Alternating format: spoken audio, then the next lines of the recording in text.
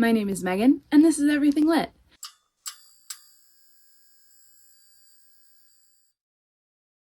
And today, I am going to be bringing you my April TBR. So every April, I participate in the Magical Readathon hosted by Book Roast, and I will link her video down below. It is the Spring Equinox, which means in order to do the readathon again in August, I need to read a certain amount of books corresponding to prompts that are inspired by different classes. This readathon is like going to a magical academy, and so I need to complete the magical classes to become whatever career I decide. That was a really messy way to explain it, but this year I'm either trying to be a moon warden or a master of the elements. So Moon Warden and Master of Elements, I haven't really decided which, so I'm going to try to read the prompts for both because there's a bit of overlap, and then in August I'll decide which one I want to commit to. So let's get into it. The classes for Moon Warden, there are only 5, so I'd only have to read 5 books, and for Master of Elements there are 6, so I'd only have to read 6 books. But going for both, there is a lot of overlap. So in total, I'm trying to read 7 books this month. Shouldn't be too difficult. I've already read 7 in March, so we should be good. Maybe I'll add more later. I'm going to talk about these in the order in which I plan to read them. So for Elemental Studies, the prompt is Flowers on the Cover, and for that, I want to read Self-Made Boys by Anna Marie Mecklemore. You can see there are lots of flowers on the cover because this is a Great Gatsby retelling with 2 transgender boys. So Nick and Gatsby are both transgender, and it is the story of Gatsby, but with that twist. Gatsby and Nick might fall in love. So I'm very excited to read this retelling. I've had it on my list, I've had my eye on it for months since it came out. I pre-ordered this, excited to finally get to it. Next prompt is for the astronomy class, 2 E's in the title. And for that, I want to read Girl Serpent Thorn by Melissa Basherdoost. This has been on my TBR a couple times. The 2 E's are in Serpent. And this is about a princess whose touch kills. She's poisonous, and something happens on the day of her twin brother's wedding. That's all I know. I think it's based on a Persian fairy tale. For Restoration, the prompt is to close your eyes, shuffle, and point to a book. So I picked out a whole stack of books that I'm gonna sort of spread out on the floor and pick from. Okay, so I have shuffled the books. I had my eyes closed and I just spread them out on the floor. Eyes are closed, and I know that my room is a mess. Don't judge. Vino, I don't know where you are. He was there for a second. All right, so here are the books, and I'm going to just point. Hi, buddy. Ignore the pile of clothes. I just got back from Spain. Oh, you're supposed to point, not touch them. Okay. What do you think, buddy? Let's go right here. Oh, yeah.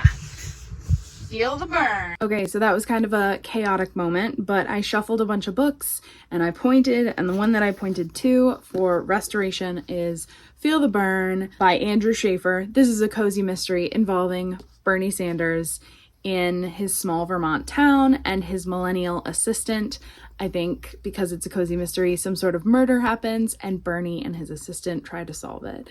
It sounds hilarious and adorable, and I'm excited to read it.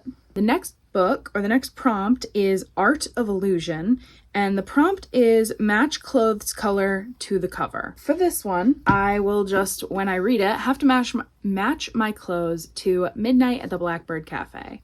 The reason I chose this is this blue seems very denim. So I feel like I could just wear jeans and then maybe a blue or tan type shirt, or maybe some silver. I have a silver leather jacket for the spoons here. That's why I chose this one.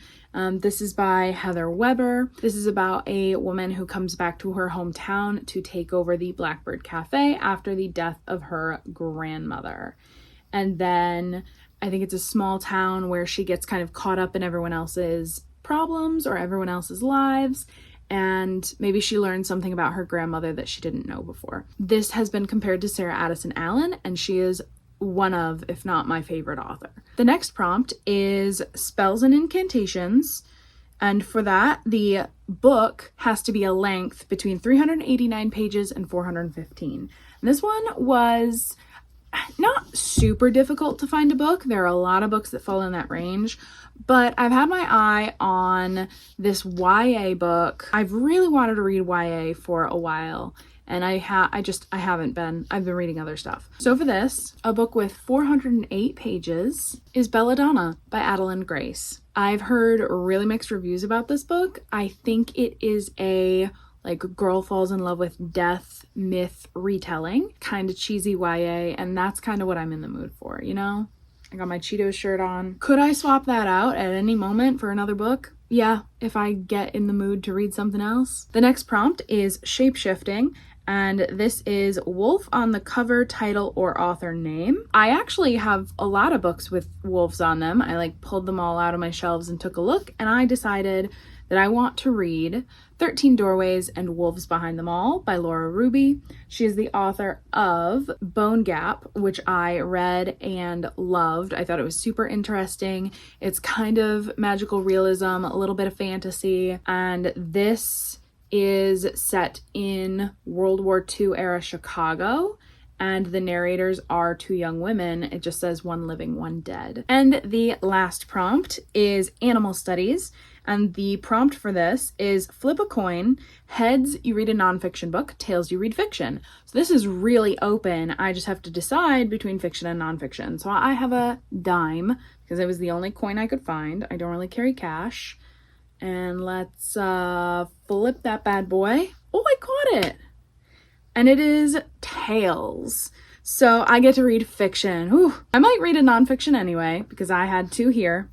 But fiction for this prompt, I don't have anything picked out. I was fully expecting to get nonfiction. Oh my gosh. I'm kind of going to leave this open to choosing something that I feel like in the moment that I can just, pick basically any book and say, yeah, it's fiction, so it works. So I'm just going to throw up some titles and not really explain what they're about. So Radiant Sin by Katie Robert might be my choice. Do I Know You by Emily Wibberley and Austin Siegeman Broca might be my choice.